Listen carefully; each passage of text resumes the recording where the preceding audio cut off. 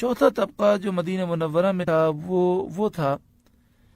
کہ جب اس نے دیکھا کہ مدینہ شریف کے لوگ اسلام لے آئے اور نبی کریم صلی اللہ علیہ وآلہ وسلم سے وہ محبت کرنے لگے، تو انہوں نے یہ سوچا کہ ہم اگر بالکل کھل کر مخالفت کریں گے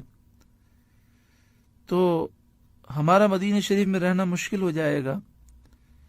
ہم مسلمانوں سے بھی فائدہ اٹھائیں اور کافروں سے بھی فائدہ اٹھائیں۔ تو یہ وہ لوگ تھے جنہوں نے بظاہر کلمہ پڑھ لیا لیکن دل سے اسلام نہیں لائے، دل سے وہ مومن نہ تھے، جنہیں منافقین کہا گیا۔ تو اس سورہ مبارکہ میں ان کی شرارتوں، ان کے شر کا ذکر ہے اور ان کے عیوب کو بیان کیا گیا، مسلمانوں کو ان سے خبردار کیا گیا۔ تفسیر خزائن العرفان میں ہے کہ سورہ بقرہ میں 1000 امر ہیں، 1000 نہیں ہیں، 1000 حکم ہیں، 1000 خبریں ہیں۔ یعنی یہ سورہ مبارکہ وہ صورت ہے کہ تمام صورتوں کے مقابلے میں شرعی احکام اس سورہ مبارکہ میں سب سے زیادہ ہیں۔ مسلم شریف حدیث نمبر 780، قال رسول اللہ صلی اللہ علیہ وآلہ وسلم، رسول اللہ صلی اللہ علیہ وآلہ وسلم نے ارشاد فرمایا، لا تجعلوا بیوتکم مقابر، اپنے گھروں کو قبرستان نہ بناؤ، ان الشیطان ینفر من البیت الذی یقرأ فیہ سورۃ البقرہ، جس گھر میں سورہ بقرہ پڑھی جائے شیطان وہاں سے فرار ہو جاتا ہے۔ بعض احادیث میں یہ بات بھی ہے کہ جس گھر میں سورہ بقرہ پڑھی جائے 3 دن تک شیطان اور جنات اس گھر میں داخل نہیں ہو سکتے، اور یہ احادیثیں ہمارے لیے واقعی مشعل راہ ہیں۔ اگر ہم ہر 3 دن کے بعد سورہ بقرہ اپنے گھر میں پڑھ لیں تو انشاءاللہ تعالی گھر شیطانی اثرات سے، جادو ٹونے سے، نظر بد سے اور آسیب سے محفوظ رہے گا۔ اسی طرح اس حدیث پاک میں لا تجعلوا بیوتکم مقابر، اپنے گھروں کو قبرستان نہ بناؤ، یعنی اپنے گھروں کو ویران نہ کرو۔ جس گھر میں قرآن پاک کی تلاوت نہ ہو وہ ایک ویران گھر ہے، اور جس گھر میں قرآن پاک کی تلاوت ہو وہ نور و برکتوں سے بھرا ہوا ہے۔ اللہ تعالی ہمیں بھی، ہمارے بچوں کو بھی روزانہ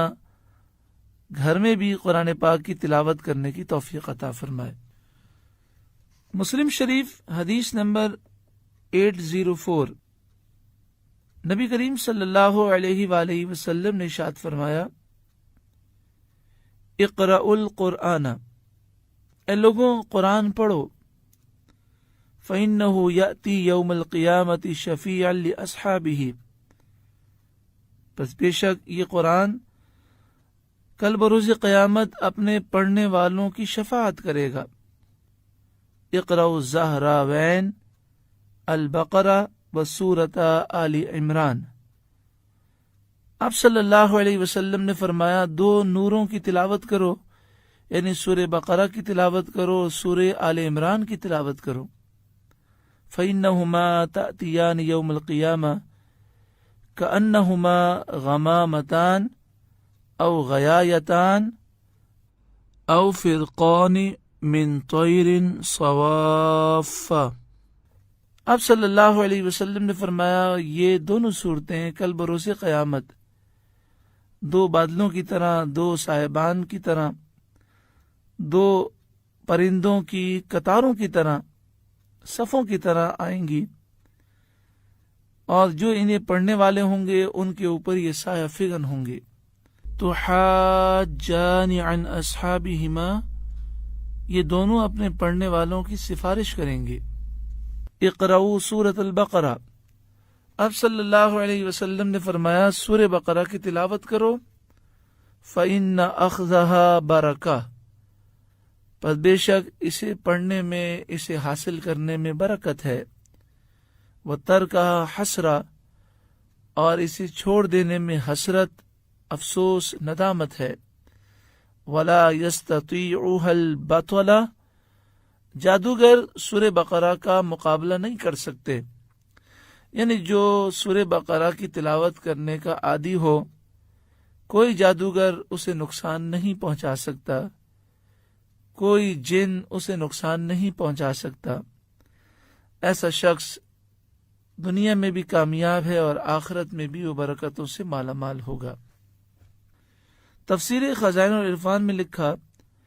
کہ طبرانی اور بیہقی نے حضرت عبداللہ بن عمر رضی اللہ تعالی عنہما سے روایت کی کہ حضور علیہ الصلاۃ والسلام نے فرمایا، میت کو دفن کر کے قبر کے سرہانے سورہ بقرہ کے اول کی آیتیں اور پاؤں کی طرف آخر کی آیتیں پڑھو، یعنی جب کسی کا انتقال ہو جائے اور اس کی تدفین ہو جائے تو میت کو دفن کرنے کے بعد ہمیں یہ طریقہ سکھایا گیا کہ سورہ بقرہ کی ابتدائی 5 آیتیں مفلحون تک ہم میت کے سرہانے پڑھیں اور پھر سورہ بقرہ کا آخری جو رکوع ہے وہ میت کے پاؤں کی طرف کھڑے ہو کر پڑھیں۔ انشاءاللہ میت کی قبر میں نور برکتیں ہوں گی اور اللہ تعالی میت کو عذاب قبر سے محفوظ فرمائے گا۔